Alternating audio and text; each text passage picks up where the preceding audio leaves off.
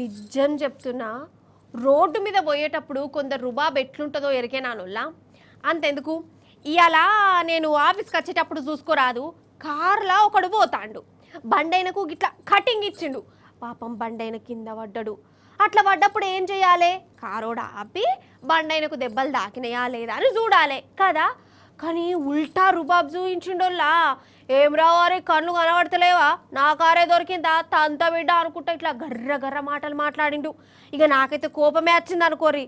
అయితే ఖాళీ మనకాన్ని అనుకున్నా అంతటగా అట్లనే ఉన్నారు. ఇగో ఈడైతే ఇంకా అంటే ఇంకా ఘోరంగా ఉన్నాడు. చూడురు మీరే వాడిని. ఏం లేదు, లోకంలో ఎసోంటి గర్ర మనుషులు ఉంటారో చూపించేదందుకే ముచ్చట పట్టుకొచ్చిన. ఈడ రోడ్డు మీద చూడురి గంతే మీరు.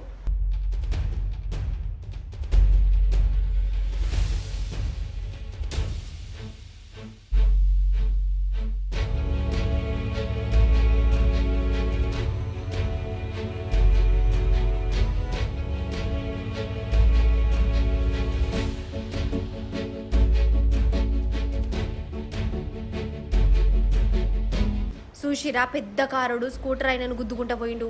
స్కూటర్ పడ్డది. పాపం పెద్ద మనిషికి దెబ్బలు దాకినట్టున్నాయి. కోపంలో ఎట్లా పోనిస్తానవరా, కాళ్ళు నెత్తి మీద పెట్టుకున్నావా అన్నాడు. కథం గంతే. ఇక ఆ కారుడు మళ్ళీ వాపస్ వచ్చిండు. మళ్ళీ గుద్దనే గుద్దిండు. వాని దౌడల దగ్గర వడవా అని కాలు రెక్కలు ఇరికి పోను, వాని దొంగలు వడవా. ఏందో లగ్గింతగర్ర మనిషికి. ఇక గుద్దిందే కాదు, కిందికి దిగి ఇంకా డాగు పెడుతుండు. డాగు ఏం మనిషి అసలు ఈడు? అసలు మనిషేనా? పాపం పెద్ద మనిషిని టక్కర్ వేసి కింద పడేసి మళ్ళీ ఉల్టా తిడుతుండు. ఈడ ఘోరమైన ముచ్చట ఏంటంటే, రోడ్డు మీద గింత జరుగుతున్నా ఆడున్న పబ్లిక్ మాత్రం సినిమా చూసినట్టే చూస్తాండు.